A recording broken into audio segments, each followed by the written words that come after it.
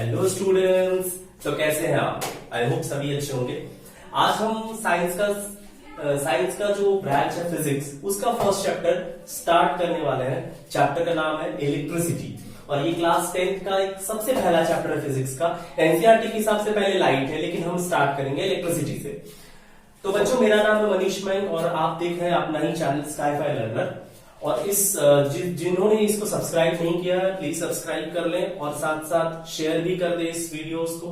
और ऐसे ही सपोर्ट करते रहे, हम आपके लिए डिफरेंट टाइप्स की वीडियोस इस पे स्टडी मटेरियल्स पोस्ट करते रहेंगे। और अभी हमारी वेबसाइट लॉन्च नहीं हुई है, बहुत जल्दी लॉन्च होने वाली है। तो जैसे ही लॉन्च होगी, हम उसका सारा का सारा डिटेल्स आपको इस चैनल पे अपलोड कर दिया करेंगे और उसके लिंक को हम डिस्क्रिप्शन में डाल देंगे जब हमारी वेबसाइट लॉन्च हो जाएगी। सबसे पहले हम बात करेंगे इस चैप्टर का इलेक्ट्रिसिटी। ये बोर्ड से रिलेटेड जो है चैप्टर बहुत इंपॉर्टेंट है। 8 मार्क्स का क्वेश्चन इससे बनता है। 8 मार्क्स से क्वेश्चन इससे पूछे जाते हैं और 6 मार्क्स का question magnetic effect of current से पूछा जाता है। तो बच्चों, टोटल 14 मार्क्स का क्वेश्चन आता है इफेक्ट ऑफ करंट जो यूनिट है उससे। उसका सबसे पहला ब्रांच है इलेक्ट्रिसिटी। तो यहाँ पे जब इलेक्ट्रिसिटी की बात आती है बच्चों, तो हमारे इलेक्ट्रिसिटी के जैसे ही हम सुनते हैं इलेक्ट्रिसिटी के बारे में, हमारे दिमाग में बात क्या दौड़ती है? इलेक्ट्रिसिटी। मतलब हम अपने चारों तरफ जो चीज देख रहे हैं, जैसे फैन का चलना या फिर बल्ब का चलना या फिर आपके घर में आपका जो आप फोन पे देख रहे हैं वो है ना। उसके अलावा ट्रेन, रेलवे इंजन का इलेक्ट्रिसिटी पे आजकल चलना है ना। तो दुनिया में जितनी भी टेक्निकल चीजें आजकल जो हमारे लिए बहुत ही हेल्पफुल है, मशीन्स, वो सब इलेक्ट्रिसिटी से बच्चों स्टार्ट होता है। इलेक्ट्रिसिटी से वो सब चीज चलता है। अब यहाँ पे इलेक्ट्रिसिटी जैसे ही पढ़ेंगे बच्चों, तो इलेक्ट्रिसिटी में सबसे पहला जो वर्ड आता है बच्चों, स्टार्टिंग जिससे हम करते हैं, उस वर्ड का नाम है बच्चों चार्ज। की चार्ज, आखिर चार्ज क्या होता है? चार्ज हम लोग किसको कहेंगे, है ना बच्चों? तो चार्ज को अभी तक चार्ज का कोई भी एग्जैक्ट डेफिनेशन नहीं आया बच्चों। चार्ज का एग्जैक्ट डेफिनेशन अभी तक नहीं आया, बट बहुत सारे लोग अलग अलग तरीके से इसको डिफाइन करते हैं। तो मेरे जो डिफाइन करने का तरीका है बच्चों चार्ज का, उसको हम कुछ इस तरीके से डिफाइन करेंगे। तो इसको हम लिखेंगे it is the intrinsic property.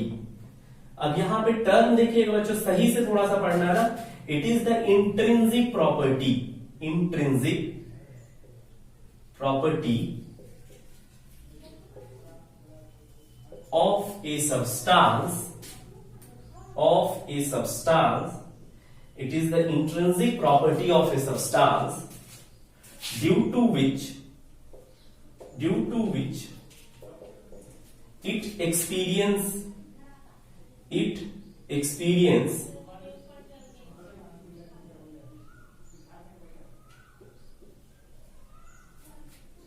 force on other substance. Charge क्या है बच्चों?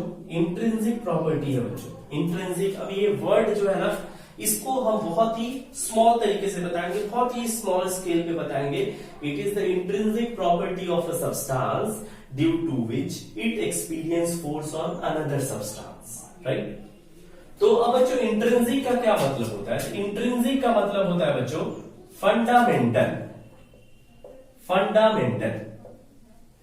फंडामेंटल मतलब होता है जैसे बच्चों जिसपे हम रिसर्च नहीं कर सकते, है ना। फंडामेंटल का मतलब होता है बच्चों जिसपे हम रिसर्च नहीं कर सकते। जैसे मान लो बच्चों, हम अगर कहेंगे कि इस चीज का मास 5 kg है, किसी चीज का मास 5 kg है, तो क्या बच्चों उस पर रिसर्च हो सकता है क्या? अब कहेंगे सिंपली 5 kg मास। अगर हम कहेंगे बच्चों कि यहां से वहां का लेंथ 5 मीटर है, यहां से वहां का लेंथ 5 मीटर है बच्चों, तो मास हो गया, लेंथ हो गया। बोलेंगे बच्चों कि अभी से और 1 घंटे के बाद, मतलब टाइम हो गया बच्चों। तो time is also fundamental property, right बच्चों?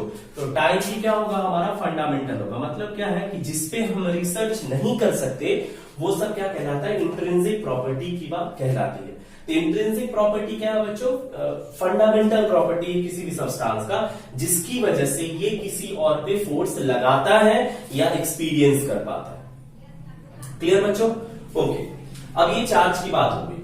अब यहाँ पे इसका थोड़ा सा माइथोलॉजी है इसके बारे में। माइथोलॉजी ये है कि चार्ज की अगर हम हिस्ट्री देखें तो चार्ज जो है सो 600 बीसी, ये ग्रीक में ऐसा हुआ था, ग्रीक माइथोलॉजी में है। According to Greek mythology, Greek mythology, according to Greek mythology, है ना, चार्ज वाज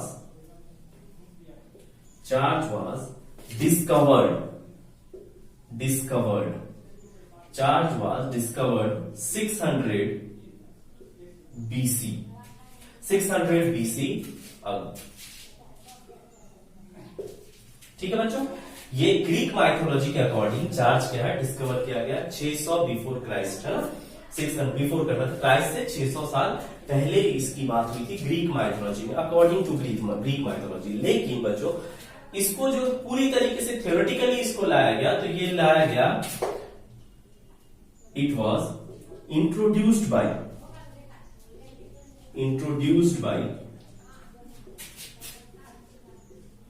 बेंजामिन फ्रैंकलिन। बच्चों इसको इंट्रोड्यूस कराया था दुनिया से बेंजामिन फ्रैंकलिन। अब ये सब कैसे हुआ था बच्चों, ये सब आप लोग जानते होंगे कि एक मेटालिक कंडक्टर लिया था उन्होंने, और उसको क्या किया कि उसका एक काइट बनाया, मेटालिक काइट, और उसको जब ऐसे बिजली चमक रही थी बारिश के टाइम में, तो उन्होंने उसको ऊपर की तरफ किया था बच्चों। तो ये बेंजामिन फ्रैंकलिन साहब थे जिन्होंने चार्ज के बारे में उसको दुनिया से इंट्रोड्यूस करवाया था। हालांकि उससे पहले ग्रीक माइथोलॉजी में इसकी बात की गई थी बच्चों। ठीक है, तो ये हो गया चार्ज और उसका हिस्ट्री, थोड़ा सा हम जान गए हिस्ट्री के बारे में। तो ये आप लोग फटाफट इसको नोट करिए, फिर मैं इरेज करता हूं इसको। नोट कर लिया जाए इसको जल्दी से।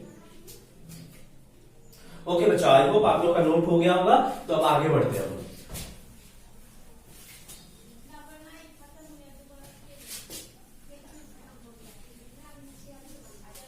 अब बच्चों चार्ज जो है ना, ये या तो स्टैटिक होता है या फिर, मतलब चार्ज बच्चों या तो रेस्ट में होगा या फिर मोशन में होगा।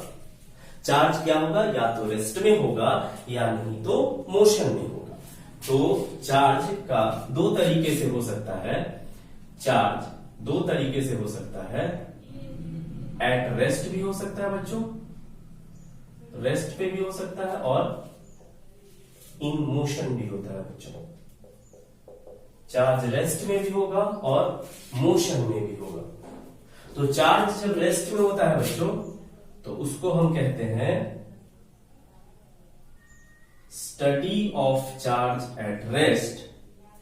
Study of charge at rest is called, study of charge at rest is called electrostatics. Electrostatics बच्चों, स्टैटिक्स मतलब होता है चार्ज एट रेस्ट। और इधर हम बात करेंगे अगर चार्ज मोशन में है, study of charge motion, study of charge in motion, study of charge in motion is called electrodynamics. Electrodynamics मतलब होता है बच्चों कि चार्ज मोशन में है, और इलेक्ट्रोस्टैटिक्स मतलब होता है बच्चों चार्ज रेस्ट में हो गया। तो ये बच्चों क्या इलेक्ट्रोस्टैटिक्स और इलेक्ट्रोडायनामिक्स का क्या बात है, ये हम बता रहे हैं आपको। इलेक्ट्रोस्टैटिक्स का जैसे आप लोग पढ़े होइएगा इलेक्ट्रोस्टैटिक्स के बारे में थोड़ा सा, या फिर हम ऐसे बता देते हैं कि जैसे मान लीजिए बच्चों हमने एक कॉम्ब लिया बच्चों, ठीक है। अगर मान लेते बच्चों हमने कॉम्ब ले लिया, ठीक है, और कॉम्ब लेने के बाद बच्चों यहां पे हमने इसको, कॉम्ब को हमने ड्राई हेयर में बच्चों मूव कराया, स्कैल्प पे। थोड़ा सा हिंदी भी बोल देना, तो बहुत सारे हमारे ऐसे लोग हैं जो हिंदी समझते हैं। तो ये कॉम्ब है हमारा बच्चों, इसको हमने क्या किया, अपने सूखे बाल में इसको कॉम्ब किया बाल को, ठीक है। अब यहां पे क्या हुआ बच्चों कि यहां पे हम क्या करेंगे, पेपर का पीस लेंगे, कुछ है ना, पीसेस ऑफ पेपर। ये हमारा बच्चों पीस ऑफ पेपर हो गया। तो ये हो गया बच्चों कॉम्ब, और ये हो गया पीस ऑफ पेपर। अब ये क्या करेगा बच्चों, ये अट्रैक्ट करेगा इसको अपनी तरफ। ये क्या करेगा बच्चों, अट्रैक्ट करेगा। और जो टीथ होता है कॉर्न का बच्चों, सारे में अट्रैक्शन नहीं होगा, क्या होगा, कुछ एक में ही अट्रैक्शन होगा बच्चों। इसका क्या वजह है? इसका वजह ये है कि जैसे ही कॉर्न का ये जो हमारा टीथ है बच्चों, वो स्कैल्प के साथ जैसे ही मूव किया, उसके साथ रिलेटिव मोशन आया बच्चों, तो फ्रिक्शन की वजह से इस पे चार्ज डेवलप हुआ। और इस पे चार्ज डेवलप हुआ तो ऑब्वियसली ये क्या करेगा, इसको अट्रैक्ट कर लेगा। तो यहां से क्या पता चला कि चार्ज सरफेस पे है इसके। अगर हम यहाँ पे कॉर्न को छूते हैं, हमें कोई झटका महसूस नहीं होता। उसका वजह ये यहाँ पे चार्ज क्या है बच्चों, सरफेस पे है। तो इलेक्ट्रोस्टैटिक्स में चार्ज हमेशा क्या होता है बच्चों, इलेक्ट्रोस्टैटिक्स में charge will always be at surface. ये हमेशा कहां होता है बच्चों, सरफेस पे होता है। चार्ज हमेशा कहां होता है बच्चों, सरफेस पे होगा। ठीक है बच्चों, जैसे अगर हम यहां पे एक सिल्क क्लॉथ ले लें, राइट, ये सिल्क क्लॉथ ले लिया हमने, ये सिल्क क्लॉथ है, इसको हमने नाम दे दिया सिल्क क्लॉथ, राइट। और बच्चों अगर हम यहां पे ग्लास रॉड लेते हैं बच्चों, ग्लास रॉड, ये सिलिंड्रिकल शेप का मान लेते हैं हम, ग्लास रॉड है हमारा, ग्लास रॉड। अब इसको हम क्या करते हैं, ग्लास रॉड और सिल्क क्लॉथ को बच्चों आपस में जब रब करते हैं तो हम ऑब्जर्व क्या करते हैं कि उसके बाद हटाते हैं तो फिर दोनों अट्रैक्ट करने लगता है एक दूसरे को। इसका क्या वजह बच्चों, इसका वजह ये है कि ग्लास रॉड पे क्या होता है, पॉजिटिव चार्ज आता है रबिंग से, और सिल्क क्लॉथ पे क्या होता है, निगेटिव चार्ज हो जाता है। तो सिल्क क्लॉथ कैसा हो गया बच्चों, निगेटिव चार्ज हो गया, और ग्लास रॉड कैसा हो गया बच्चों, पॉजिटिव चार्ज हो गया। तो यहां से हमें क्या पता चला कि चार्ज दो तरह का होता है, एक क्या होता है बच्चों, पॉजिटिव चार्ज, और एक क्या होता है, निगेटिव चार्ज। अब कौन सा पॉजिटिव होगा, कौन सा निगेटिव होगा, वो अभी हम समझाते हैं। तो इलेक्ट्रोस्टैटिक्स बच्चों, ये जो है ना, चार्ज हमेशा यहाँ पे रेस्ट में होता है। इसको हम लोग +2 में पढ़ते हैं बच्चों, मतलब क्लास 12 में इसकी स्टडी की जाती है। और होल एंड सोल जो क्लास 10th में पढ़ते हैं बच्चों, वो है इलेक्ट्रोडायनामिक्स। हम क्या पढ़ते हैं बच्चों, इलेक्ट्रोडायनामिक्स पढ़ते हैं क्लास 10th में। और 12th में क्या पढ़ते हैं बच्चों, इलेक्ट्रोस्टैटिक्स पढ़ते हैं, राइट। तो इलेक्ट्रोडायनामिक्स क्या है बच्चों, चार्ज मोशन में होगा, और यहाँ पे मोशन में होगा बच्चों। तो जैसे हम कोई वायर, तो वायर के थ्रू अगर हमारा चार्ज पास कर रहा है, तो वहां पे अगर हम वायर को टच करने जाए बच्चों, तो हमको शॉक लगता है, हमें झटका महसूस होता है। इसका वजह ये है बच्चों कि चार्ज पूरा का पूरा वॉल्यूम में क्या कर रहा है, फैल रहा है। तो इलेक्ट्रोडायनामिक्स क्या है, हमको क्लास 10th में पढ़ना है, और इलेक्ट्रोस्टैटिक्स क्लास 12th में पढ़ना है। ठीक है, तो अब आई होप इसको नोट कर लिया जाए, तो आगे हम बताते हैं। ठीक, चलिए, वेरी गुड, नोट कर लिए। अब हम लोग बताते हैं types of charges. Types of charges. एक और बात, थोड़ा सा छोटा सा बात है, 1 मिनट की कहानी है ना। चार्ज को हम लोग डिनोट करते हैं, charge is denoted by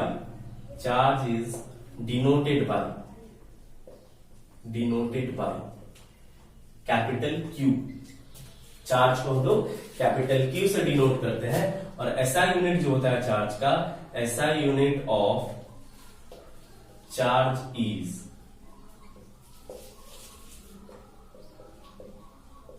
coulomb. इसको C से लिखते हैं। ऐसे यूनिट की बात करें चार्ज का, CGS unit of charge is Franklin बच्चों। CGS यूनिट होगा चार्ज का क्या बच्चों, फ्रैंकलिन।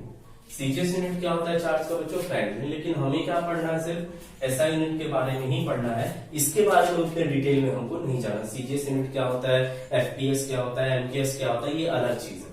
अब हम बात करते हैं बच्चों टाइप्स ऑफ चार्जेस। हेडिंग लगाइएगा बच्चों, types of charges, types of charges, types of charges.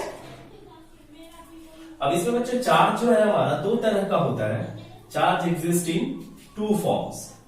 एक होता है बच्चों पॉजिटिव चार्ज, पॉजिटिव चार्ज, इसको ऐसे भी लिखते हैं बच्चों, पॉजिटिव चार्ज। और एक होता है हमारा बच्चों निगेटिव चार्ज, निगेटिव चार्ज, इसको हम लोग ऐसे लिखते हैं। एक होता है हमारा पॉजिटिव चार्ज, एक होता है नेगेटिव चार्ज। अब यहां पे इस बात को समझते हैं बच्चों, पॉजिटिव चार्ज कब होगा और नेगेटिव चार्ज कब होगा। तो हमें पता है क्या बच्चों कि जब भी कोई भी चीज अपने इलेक्ट्रॉन को लूज करता है। ठीक है बच्चों, तो इलेक्ट्रॉन लूज करने से किसी बॉडी पे क्या होता है, पॉजिटिव चार्ज आता है। ठीक है, तो हम यहां पे क्या कहेंगे बच्चों कि it is developed when there is deficiency of electron. अब डेफिशिएंसी कैसे होगा बच्चों, इलेक्ट्रॉन की कमी कैसे होगी? तो इलेक्ट्रॉन की कमी होती है बच्चों, इसमें थोड़ा सा केमिस्ट्री भी ऐड कर देते हैं हम लोग। तो एग्जांपल अगर लेके चलते हैं, तो हम अगर बात करेंगे सोडियम का बच्चों, तो सोडियम का एटॉमिक नंबर 11 होता है। मतलब इसमें नंबर ऑफ प्रोटॉन्स 11 होगा और नंबर ऑफ इलेक्ट्रॉन भी 11 ही होगा बच्चों। तो इसका नेट चार्ज कितना है, क्योंकि प्रोटॉन पॉजिटिव चार्ज होता है, तो 11 पॉजिटिव चार्ज हो जाएगा बच्चों, और इसका 11 निगेटिव चार्ज होगा। तो जितना अमाउंट ऑफ पॉजिटिव है उतना ही अमाउंट क्या है, निगेटिव चार्ज का बच्चों। तो नेट चार्ज इसका क्या हो जाएगा, 0 हो जाएगा। Net charge is equals to 0। Net charge क्या हो जाएगा बच्चों, 0 हो जाएगा। लेकिन जब ये क्या करेगा बच्चों, इसका थोड़ा सा इधर लिख देते हैं कि अगर ये अपना आउटर मोस्ट अगर कॉन्फ़िगरेशन कर तो 281, अगर ये एक इलेक्ट्रॉन लूज करता है बच्चों, तो व्हेन इट लूजेस 1 इलेक्ट्रॉन, मतलब इलेक्ट्रॉन की क्या हो गई, कमी हो गई बच्चों। एक इलेक्ट्रॉन अगर अपना ये लूज किया तो इसके पास प्रोटॉन तो 11 ही रहेगा बच्चों, प्रोटॉन क्या रहेगा, 11 ही रहेगा, लेकिन इलेक्ट्रॉन क्या हो जाएगा, 10 होगा। तो इसमें 11 पॉजिटिव चार्ज है और निगेटिव चार्ज कितना है, 10 है बच्चों। तो हम क्या कह सकते हैं यहाँ पे कि negative charge 11, positive charge 11, negative charge 10। तो पॉजिटिव चार्ज कितने से बढ़ गया, 1 से। इसीलिए हम कभी जब भी देखते हैं तो Na के ऊपर में ऐसे लिखा रहता है प्लस, मतलब नेट चार्ज किस पे है, कितना है इस पे, नेट चार्ज इज +1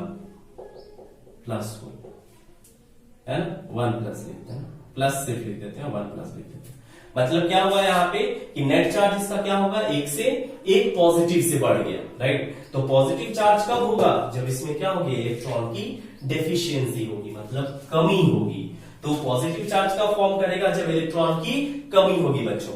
ऐसा नहीं कि इलेक्ट्रॉन ज्यादा हो जाएगा तो पॉजिटिव कह देंगे, वो गलत हो जाएगा आपका कॉन्सेप्ट समझना है। फिजिक्स में कुछ नहीं है, केमिस्ट्री की तरह कुछ रटना नहीं है, बस आपको कॉन्सेप्ट क्लियर होना चाहिए। अगर जिसका कॉन्सेप्ट क्लियर हो गया, फिर वो आसानी से फिजिक्स को समझने लगता है और फिजिक्स से उसको प्यार हो जाता है बच्चों।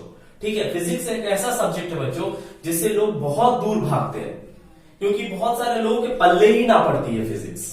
ठीक है, तो बच्चों पल्ले पढ़ाने के लिए क्या करना पड़ेगा, हमको अपने दिमाग से जितना भी कचरा है बच्चों, सबको निकाल के दूर रख देना पड़ेगा। और हमें क्या करना पड़ेगा, इसको आसानी से पढ़ना पड़ेगा, बहुत ही इजी वे, है ना। बहुत सारी जगह बहुत सारी चीजें इतना कॉम्प्लिकेटेड चीजों को कर दिया जाता है कि लोगों को समझने में बहुत मुश्किल आने लगती है। ठीक है, पॉजिटिव चार्ज क्लियर हुआ बच्चों। पॉजिटिव चार्ज क्या होता है कि पॉजिटिव चार्ज होगा किस पे आएगा, तो जिसपे क्या होगा, डेफिशिएंसी होगी इलेक्ट्रॉन की। Generally metals have positive charge, right बच्चों। मेटल्स में टेंडेंसी क्या होता है, इलेक्ट्रॉन लूज करने की टेंडेंसी होती है बच्चों। तो metals are always positively charge, metals can not be negative at all. Metals कभी भी निगेटिव नहीं हो सकता, मेटल्स हमेशा क्या होता है, पॉजिटिव चार्ज होता है। इसीलिए बच्चों की हमेशा देखिएगा आप, जब भी आपका वायर होगा किसी चीज का जो करंट को कंडक्ट करता है, या जितने भी कंडक्टर्स होते हैं उन सबका आप एक्सप्लेन करेंगे कंडक्टर क्या होता है। तो जितने भी कंडक्टर्स होते हैं बच्चों, सबके सब क्या होता है, मेटल्स के ही होते हैं, राइट, मेटल्स के ही होते हैं। एक्सेप्शन एक मरकरी है उसमें, तो वो अलग चीज है, जैसे कॉपर हो गया, एल्यूमिनियम हो गया, आयरन हो गया, these all are metals and they all conduct electricity, right. तो मेटल्स क्या है हमारा, इसमें क्या होता है कि इलेक्ट्रॉन की डेफिशिएंसी हो जाती है, इस वजह से क्या होता है, पॉजिटिव चार्ज होता है। अब बच्चों नेगेटिव चार्ज की बात करते हैं, तो ये कब डेवलप होगा, इट इज डेवलप्ड, ये डेवलप कब होगा बच्चों, it is developed when there will be excessive number of electron,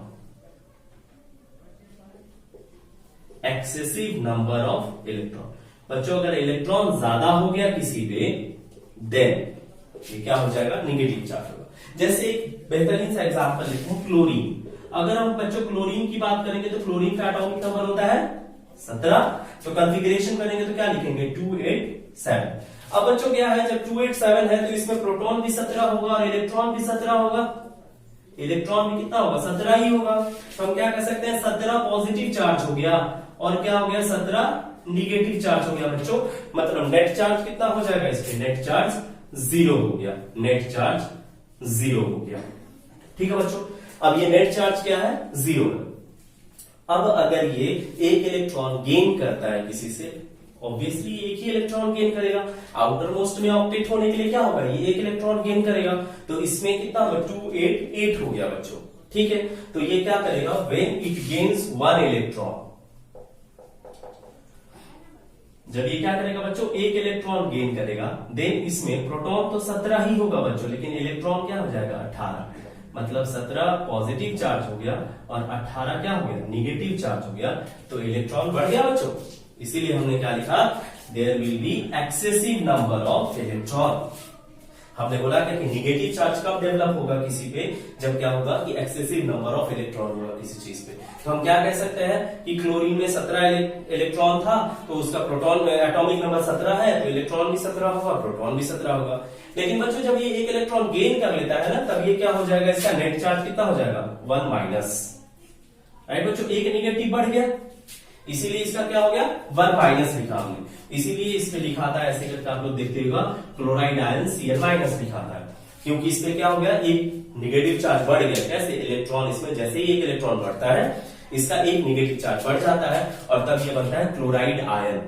ठीक है बच्चों, तो इस तरीके से हम क्या कर सकते हैं, पॉजिटिव और नेगेटिव चार्ज को डिफाइन कर सकते हैं कि पॉजिटिव चार्ज क्या होगा, तो पॉजिटिव चार्ज तब डेवलप होगा किसी बॉडी पे जब क्या होगा, जहां पे इलेक्ट्रॉन की कमी होगी, डेफिशिएंसी होगी, देन वहां पे पॉजिटिव चार्ज डेवलप होगा। और जहां पे इलेक्ट्रॉन बढ़ जाता है बच्चों, वहां पे क्या होता है, नेगेटिव चार्ज हमारा स्टैब्लिश हो जाता है। राइट बच्चों, तो आई होप इसको नोट कर लीजिए जल्दी से, तो फिर हम इरेज करते हैं।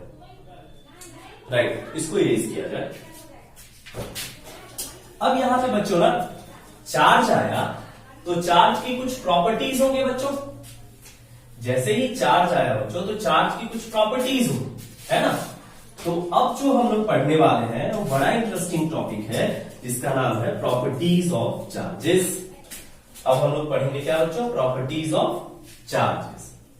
तो प्रॉपर्टीज ऑफ चार्जेस, हेडिंग लगाइएगा, हेडिंग लगाइए, properties of charges. Properties of charges. तो बच्चों जो चार्ज की पहली प्रॉपर्टी होगी वो सबको पता है बच्चों। चार्ज की पहली प्रॉपर्टी है, आप लोग पढ़े भी होइएगा कि like charge repel, like charge एक दूसरे को दूर भगाएगा। Right, like charge repel, whereas unlike charge attract each other। क्या करेगा बच्चों, लाइक चार्ज क्या करेगा, रिपेल करेगा एक दूसरे को, जबकि अनलाइक चार्ज क्या करेगा बच्चों, अट्रैक्ट करेगा एक दूसरे को, attract each other. Like charge क्या करेगा, रिपेल करेगा। जैसे कि अगर हमने यहाँ पे दो पॉजिटिव चार्ज लाया, तो यहां हम देखेंगे क्या, रिपल्सन हो रहा है बच्चों, यहां क्या हो रहा है, रिपल्सन हो रहा है। अगर हम एक पॉजिटिव रखते हैं, दो निगेटिव चार्ज रखते हैं बच्चों, तो भी क्या होता है, रिपल्सन ही होगा। लेकिन अगर एक पॉजिटिव और एक निगेटिव ले आए बच्चों, तो ये बदल के क्या हो जाएगा, अट्रैक्शन होगा। मतलब दो सिमिलर चीज एक दूसरे को रिपेल करता है, जबकि दो ऑपोजिट चीज एक दूसरे को क्या करता है, अट्रैक्ट करता है बच्चों। अब उसी तरीके से अगर ये माइनस और ये प्लस है, तो यहां भी क्या होगा बच्चों, अट्रैक्शन ही होगा। ये भी क्या होगा बच्चों, अट्रैक्शन ही होगा। ठीक है, तो बच्चों क्या यहां पे सीखा हमने कि लाइक चार्ज क्या करता है, रिपेल करता है, जबकि अनलाइक चार्ज क्या करता है, एक दूसरे को अट्रैक्ट करता है। राइट बच्चों, ठीक। सेकंड प्रॉपर्टी पे चलते हैं। सेकंड प्रॉपर्टी है बच्चों कि चार्ज कैन बी एडेड,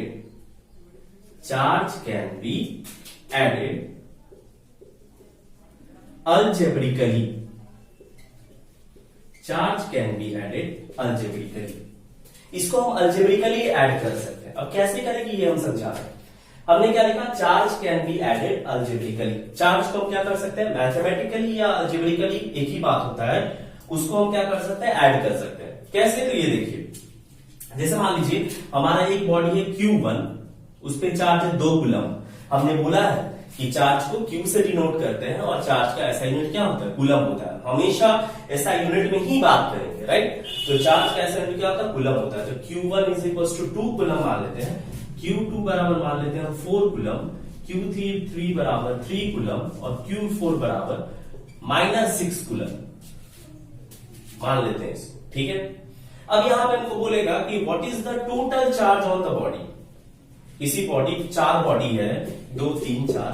अगर कहेगा टोटल चार्ज कितना होगा तो हम क्या लिखेंगे, Q total is equals to Q1 plus Q2 plus Q3 plus Q4। इसको हमने लिख दिया, अलजेब्रिकली ऐड करना है हमको, ठीक है। अब क्या लिखेंगे इसको, 2 coulomb plus 4 coulomb plus 3 coulomb और प्लस -6 कूलम बच्चों, ठीक है। अब यहां पे क्या हो जाएगा, 2 4 और 3 ऐड कर देंगे तीनों को, 9 कूलम हो गया। और ये प्लस माइनस क्या होगा बच्चों, माइनस हो जाएगा, गुड। प्लस माइनस क्या होगा बच्चों, माइनस हो जाएगा, 3 कूलम। कभी कभी बच्चे क्या करते हैं ना, बड़ा कभी कभी देखने में भी कैसा लगता है कि 10th क्लास में आ गया, Q1 Q2 Q3 Q4 सबको ऐड कर देगा, बोलेगा सर यहां पे तो निगेटिव चार्ज की कोई बात ही नहीं है, रहने देते हैं इसको।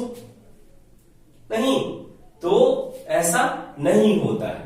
मैथमेटिक्स में भी आप जब ऐड करते होइएगा तो आपको उस टाइम भी यही रूल्स फॉलो करने होते हैं जो हम यहाँ पे कर रहे हैं। कोई बड़ी चीज हम कर नहीं रहे, जो हम पढ़े हुए हैं बस उसी को थोड़ा सा आगे पढ़ रहे हैं। 10th का सिलेबस मेरे हिसाब से फिजिक्स का बहुत इजी है as compare to class 9। Class 9 में कितने न्यूमेरिकल्स होंगे ना, भर भर के न्यूमेरिकल्स होंगे, अलग अलग तरीके के न्यूमेरिकल्स होंगे। भैया बुलेट निकल रहा है, इससे बुलेट निकल रहा है गन से, तो गन का रिक्वायर वेलोसिटी बताइए, है ना। बुलेट जाके वुड में जाके अंदर फायर्स कर दिया 0.5 मीटर, तो क्या होगा उसका इनिशियल वेलोसिटी, है ना बच्चों। और भी अजीब अजीब तरीके का न्यूमेरिकल था, ग्रेविटेशन का अलग अलग टाइप्स का न्यूमेरिकल। भैया एक बॉल को ऊपर फेंक रहे हैं और एक बॉल ऊपर से नीचे आ रहा है, तो किस एक ऐसा प्लेस बताइए जहां पे दोनों मीट करेगा, उसका टाइमिंग क्या होगा या कितना डिस्टेंस पे दोनों मीट करेगा। बच्चों थोड़ा सा उसमें बड़ा बहुत टिपिकल चीजें होती थी 9th में। इसमें बच्चों बहुत इजी है, बहुत ही ज्यादा इजी है। आप ट्रस्ट मी, मेरी बात मैं आपको कह रहा हूं, आप इस पर भरोसा कर लो। Class 10th is much easier than class 9। तो बच्चों जितना कॉन्सेंट्रेट होके पढ़ेंगे बच्चों उतना अच्छा है हमारे लिए। 9th में था क्या कि फर्स्ट चैप्टर से न्यूमेरिकल स्टार्ट हो गए थे।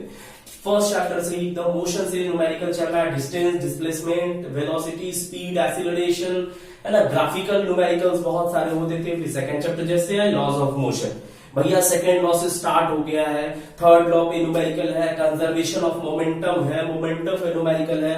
फिर ग्रेविटेशन है, ग्रेविटेशन से न्यूमेरिकल है ना। उसी तरीके से वर्क एनर्जी पावर पर लो, वर्क एनर्जी पावर में भी न्यूमेरिकल है।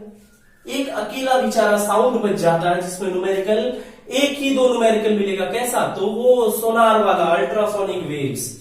और मजे की बात यह है कि आप लोगों को वो चैप्टर ही लास्ट ईयर नहीं था पढ़ना, है ना। कितनी खुशी की बात है कि हम पढ़े ही नहीं 9th में, और जो पढ़े वो ऐसे ही पास हो गए, है ना। 10th में ऐसे ही आ गए। लेकिन भैया 10th में हर एक टाइप का हर साल नहीं हो सकता है ना। हो सकता है 2022 में आपका एग्जाम देना होगा, 2022 में नहीं पढ़ोगे आप सही से तो फिर प्रॉब्लम हो जाएगी आपके लिए। तो ये दोनों आपने नोट कर लिया। अब हम लोग थर्ड प्रॉपर्टी पे चलते हैं, right. Third property of charge थोड़ा सा अट्रैक्टिव है ना, इसको थोड़ा सा हम लोग अच्छे से पढ़ते हैं। तो थर्ड प्रॉपर्टी है चार्ज का, third property of charge is, third लिखिएगा, third property law of conservation of charge. ये लिखिएगा law of conservation of charge, law of conservation of charge. तो जैसे बच्चों आप लोग मास पढ़े होंगे ना, law of conservation of mass, वैसे ही law of conservation of charge. Mass can neither be created nor be destroyed, हम यही पढ़े लॉ ऑफ कंजर्वेशन ऑफ मास में। इसमें भी यही लिखेंगे क्या, charge is neither be created nor be destroyed. ना ही उसको क्रिएट कर सकते हैं ना ही डिस्ट्रॉय कर सकते हैं। तो भैया करते क्या है उसका, उसको हम ट्रांसफर करते हैं एक बॉडी से दूसरे बॉडी में। तो लिखिएगा charge can neither be created, charge can neither be created nor be destroyed. ना ही इसको हम क्रिएट कर सकते हैं ना ही क्या कर सकते बच्चों, डिस्ट्रॉय कर सकते हैं, नॉर बी डिस्ट्रॉय। लेकिन क्या कर सकते हैं, बट कैन बी ट्रांसफर्ड, इसको ट्रांसफर कर सकते हैं बच्चों, transferred from one body to another body, one body to another body, एक बॉडी से दूसरे बॉडी पे इसको क्या कर सकते हैं बच्चों, ट्रांसफर कर सकते हैं। Charge can neither be created nor be destroyed but can be transferred from one body to another body. अब ये कैसे ट्रांसफर करते हैं बच्चों, इसका एक अलग टॉपिक है ना, चार्जिंग मेथड्स, की बॉडी को कैसे कैसे हम चार्ज कर सकते हैं। तो ट्रांसफर क्या कर सकते हैं, एक बॉडी से दूसरे बॉडी को। ये तो हो गया बच्चा वाला बात, है ना, अपने स्टैंडर्ड से थोड़ा सोचते हैं ना, आप क्लास 10 के बच्चे हैं तो उस स्टैंडर्ड की चीज हम दिखाने की कोशिश कर रहे हैं। तो और करके इसी को लिखिएगा कि लॉ ऑफ कंजर्वेशन को और कैसे लिख सकते हैं हम लोग, तो लिखेंगे total charge, total charge, total charge on an isolated system, right बच्चों, total charge on an isolated system will remain constant, will remain constant। बच्चों ये चीज जो है, ये तो ऊपर वाला तो आसानी से समझ गए बच्चों, charge can neither be created nor be destroyed but can be transferred from one body to another body. इस चीज को तो हम आसानी से समझ गए बच्चों, लेकिन ये वाला पार्ट कि total charge on an isolated system will remain constant, ये क्या होगा बच्चों, कांस्टेंट होगा। अब ये यहां पे ना एक टर्म है बच्चों, आइसोलेटेड सिस्टम, इसको समझना पड़ेगा कि व्हाट इज आइसोलेटेड सिस्टम। इस चीज को समझते हैं कि आइसोलेटेड सिस्टम आखिर होता क्या है, कि आइसोलेटेड सिस्टम हम किसको कहेंगे, इस बारे में हम बात करते हैं थोड़ा सा। चलिए, तो आजकल के टाइम में ना, ये जब से ये कोविड-19 का केस चल रहा है, हम एक टर्म बड़ा बहुत फ्रीक्वेंटली सुनते हैं हर जगह, आइसोलेट कर दिया उसको ना बच्चों, आइसोलेशन में रख दिया उसको, है ना बच्चों, घर में आइसोलेट हो जाओ, राइट, क्वारंटीन हो जाओ। तो हमने बहुत सारे ऐसे वर्ड सुने हैं अभी कोविड-19 के केस में, तो उसमें बहुत ही फ्रीक्वेंटली यूज किया वर्ड है आइसोलेट। मतलब क्या बच्चों, कि हम सबसे उस इंसान को अलग कर दिया गया ताकि उसके मतलब उसके कांटेक्ट में कोई और ना आ पाए और कोई और इंफेक्टेड ना हो जाए, राइट बच्चों। आइसोलेट का क्या मतलब होता है, फ्री हो जाना, फ्री फ्रॉम एक्सटर्नल इन्फ्लुएंस, मतलब बाहर से उसमें कोई इन्फ्लुएंस नहीं कर सकता, वो किसी भी बाहरी इन्फ्लुएंस से क्या है, फ्री है बच्चों। आइसोलेटेड सिस्टम उसी को कहते हैं। जैसे मान लो कि हमने घर में एक बॉटल रख दिया और जिस जगह रखे हैं उसी जगह वो बॉटल है, उसको ना कोई छू रहा है, ना कोई हटा रहा है, ना कहीं से कोई उसको डिस्प्लेस कर रहा है, वो अपनी ही जगह पे है बेचारा, ना हम किसी चीज को हिला रहे हैं, ना वो हवा भी नहीं चल रही, उस पर हवा भी ब्लो नहीं हो रहा, तो उसी को हम क्या कहते हैं बच्चों, आइसोलेट करना कहते हैं, राइट। तो आइसोलेटेड सिस्टम हो जाएगा system free from, system free from external influence बच्चों, external, system free from external influence, वैसा सिस्टम जो एक्सटर्नल इन्फ्लुएंस से क्या हो बच्चों, फ्री हो, बिल्कुल अलग हो, उसी को क्या कहते हैं बच्चों, आइसोलेट सिस्टम, आइसोलेटेड सिस्टम कहते हैं। एग्जाम्पल देखते हैं इसका बच्चों, एग्जाम्पल। तो जैसे बच्चों एक हमने इसमें कंटेनर है, इसमें हमने 4 चार्जेस रखे, 2 कूलम, 3 कूलम, -4 कूलम और 2 कूलम का एक और चार्ज, ठीक है बच्चों। अब इसको शेक कर दिया हमने, तो आफ्टर शेकिंग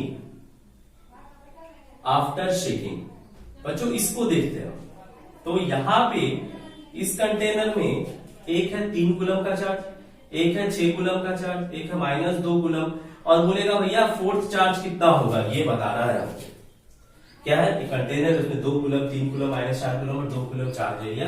ये आइसोलेटेड सिस्टम है बच्चों, इसपे कोई एक्सटर्नल इन्फ्लुएंस नहीं है बच्चों, तो इसी को हम आइसोलेटेड सिस्टम कहते हैं।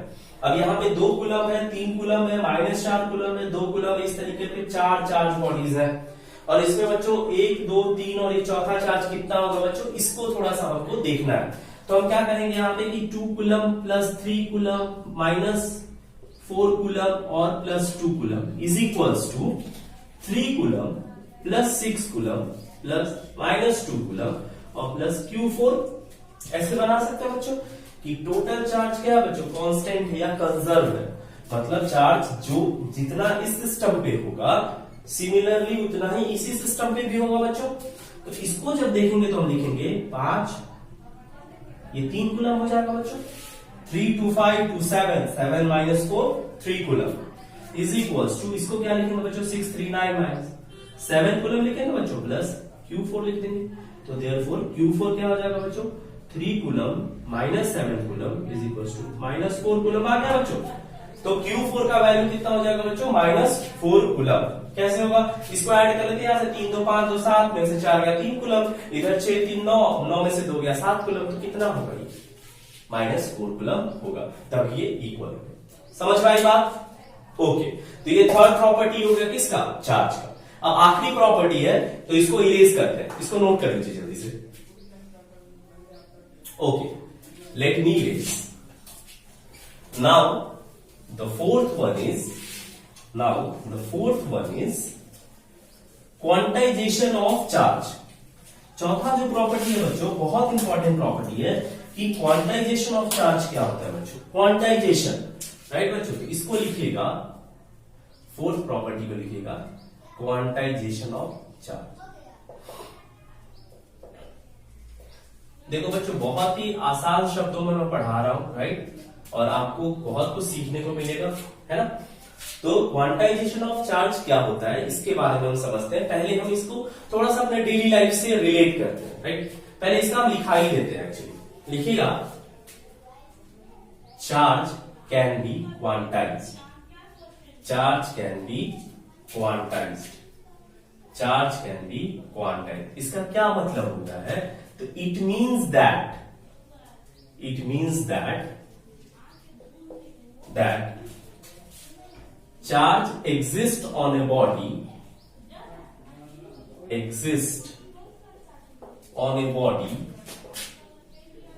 is integral multiple of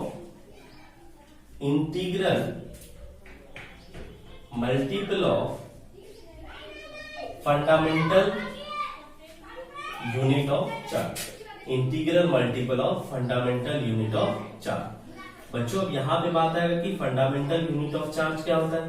तो बच्चों हमने क्या बोला था, इलेक्ट्रॉन का गेन और लॉस होता है तभी बॉडी के चार्ज डेवलप होता है बच्चों।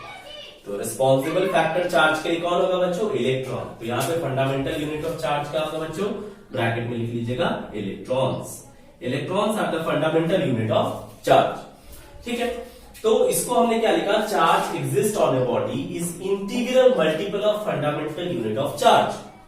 फंडामेंटल यूनिट ऑफ चार्ज क्या होगा, इलेक्ट्रॉन्स। तो हम क्या लिख सकते हैं, Q is equals to NE, Q is equals to NE। ये फॉर्मूला बना हमारा, where Q is charge, N is integral value, integer लिख देते हैं, और E is charge on electron, charge on an electron. कितना होता है बच्चों charge, 1.6 into 10 to the power -19 coulomb. ये होता है क्या, E का वैल्यू, मतलब चार्ज ऑन इलेक्ट्रॉन। हमने लिखा है charge on an electron, E का वैल्यू लिखा है चार्ज ऑन एन इलेक्ट्रॉन। अब इस बात को बच्चों हम डेली लाइफ से रिलेट करके समझते हैं। जैसे मान लीजिए आपके घर में अगर चीनी का काम हो, राइट, अगर कोई पार्टी फंक्शन हो रहा है तब तो चीनी का ज्यादा अमाउंट लगता है। अगर हाउस होल्ड में ऐसे आ जाए तो 5 kg 6 kg maximum per month घर में अगर आपके आता होगा हाउस होल्ड में 5 kg चीनी 6 kg चीनी। अगर हम दुकानदार से खरीदने जाते हैं हम क्या कहते हैं, भैया 2 kg चीनी दीजिएगा, भैया 3 kg चीनी दीजिएगा। हम नहीं, कभी नहीं कहते उसको कि भैया सो आप उनको जो है सो जितना हिंदुस्तान में चीनी हो रहा है सारा का सारा आप उनको दे दीजिए, ऐसा तो हम नहीं बोलते। हम क्या कहते हैं बच्चों, 2 kg चीनी दीजिए, 3 kg दीजिए, मैक्सिमम 5 6 10। अगर पार्टी फंक्शन होता है तो 1 क्विंटल 2 क्विंटल 5 क्विंटल भंडारा कराना हुआ बड़ा सा तो 5 क्विंटल चीनी मान लेते हैं, हम ले लेते हैं, ठीक है। तो यहां पे क्या हुआ बच्चों कि Q क्या हो गया हमारा चार्ज, N क्या हो गया इंटीजर, और E क्या हो गया बच्चों चार्ज ऑन एन इलेक्ट्रॉन। तो इसी तरीके से चार्ज जो एग्जिस्ट करेगा बच्चों वो इंटीग्रल मल्टीपल ऑफ इलेक्ट्रॉन के होगा बच्चों। राइट। चार्ज क्या होगा, इंटीग्रल मल्टीपल ऑफ इलेक्ट्रॉन, मतलब अगर एक किसी पे एक पॉजिटिव चार्ज हो रहा है मतलब एक इलेक्ट्रॉन उसमें से गया है दूसरे। ठीक है बच्चों, तो इससे रिलेटेड एक न्यूमेरिकल हमको करना है बच्चों, एक एनसीईआरटी का प्रॉब्लम है बच्चों, एनसीईआरटी ने दिया हुआ ये क्वेश्चन, एनसीईआरटी का क्वेश्चन है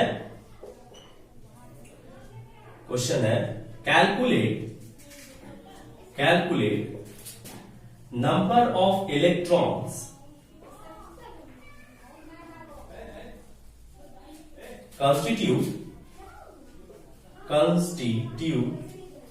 calculate number of electrons constitute 1 coulomb of charge।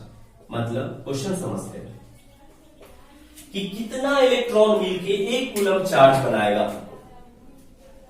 Means अगर हमको 1 कूलम का चार्ज चाहिए बच्चों तो कितना इलेक्ट्रॉन मिलेगा तो 1 कूलम चार्ज बनेगा। वैसा नहीं कि 1 इलेक्ट्रॉन मिलेगा तो 1 कूलम चार्ज बनेगा बच्चों, कितना इलेक्ट्रॉन मिलेगा बच्चों तो 1 कूलम का चार्ज हमको बनेगा, हमें यही देखना है बच्चों। तो इसको हम कैसे करेंगे बच्चों, इसको हम देखते हैं जरा सा।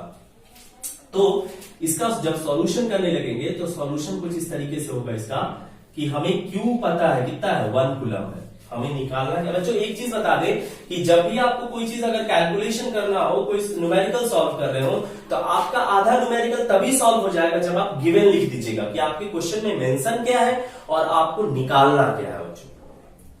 जब आप ये चीज कैलकुलेट कर लीजिएगा कि आपको निकालना क्या है बच्चों और आपको दिया क्या हुआ है, जब आप ये कर लीजिएगा तब आप बहुत आसानी से आप उसको सॉल्व कर सकते हैं बच्चों। ठीक है, तो क्यू दिया हुआ है 1 कूलम, ई का वैल्यू हमको पता है 1.6 into 10 to the power -19 coulomb होता है बच्चों। हमें क्या कैलकुलेट करना है, एन करना है। तो हमें फॉर्मूला पता है बच्चों, क्या चीज, Q is equals to N E. हमें क्या कैलकुलेट करना है, एन करना है, तो N is equals to Q by E होगा बच्चों, राइट। क्यू का वैल्यू कितना है 1 कूलम और इसका वैल्यू कितना 1.6 into 10 to the power -19 coulomb. ये 1 कूलम, कूलम से कूलम कैंसिल हो गया बच्चों। अब क्या होगा, ये 10 टू दी पावर -19 ऊपर चला जाएगा बच्चों, तो क्या लिखेंगे 1 by 1.6 into 10 to the power 19 बच्चों। ये हो गया, क्योंकि ये निगेटिव है, ये ध्यान से समझना बच्चों, निगेटिव है, ऊपर जाएगा तो क्या होगा, पॉजिटिव हो जाएगा रेसिप्रोकल के केस में। अब इसको क्या लिख सकते हैं बच्चों, डेसिमल हटाएंगे तो एक 0 ऊपर चला जाएगा, इसको जब डिवाइड करेंगे बच्चों आएगा 0.625 इंटू 10 टू दी पावर 19। अब इसको कैलकुलेट करके लिखेंगे बच्चों तो आएगा 6.25 into 10 to the power 18 electrons. मतलब बच्चों कि 6.25 into 10 to the power 18 electrons मिलकर क्या बनाता है बच्चों, 1 कूलम चार्ज कंस्टिट्यूट करता है। ठीक है, तो आज के वीडियो में बस इतना रखते हैं बच्चों। आज का वीडियो क्या था हमारा, चार्ज और उसके प्रॉपर्टीज के बारे में डिस्कशन किया हमने। आई होप आप सबको बहुत अच्छा लगा होगा, बहुत पसंद आया होगा। पूरे वीडियो को देखिएगा, स्किप बिल्कुल मत करिएगा, हर एक जगह कुछ ना कुछ आपको सीखने को मिलेगा इसमें, राइट। और नेक्स्ट वीडियो जब मैं अपलोड करूंगा तो इसमें कूलम्ब्स लॉ के बारे में कुछ चर्चा करेंगे हम लोग, कूलम्ब्स लॉ क्या होता है और कंडक्टर, इंसुलेटर और सेमीकंडक्टर्स के बारे में हम लोग बात कर लेंगे थोड़ा सा। ठीक है, तो नेक्स्ट वीडियो के लिए आप लोग वेट करिएगा, बहुत जल्दी हम अपलोड करेंगे, तब तक आप लोग पढ़ाई करते रहिए। और हाँ, अगर आपको वीडियो पसंद आए तो आप अपने दोस्तों के साथ इसको जरूर शेयर करिएगा और उनको भी चैनल को सब्सक्राइब करने के लिए बोलिएगा। तो keep loving and supporting me, और इसी तरीके से मैं आपको बहुत अच्छे अच्छे वीडियो डालता रहूंगा। ओके बच्चों, तो आज के लिए बस इतना ही, नेक्स्ट वीडियो में मिलते हैं। तब तक के लिए आप अपने माता पिता का रिस्पेक्ट करें, अपने लीडर्स का रिस्पेक्ट करें और अपने मदरलैंड को जरूर प्यार करें। Thank you.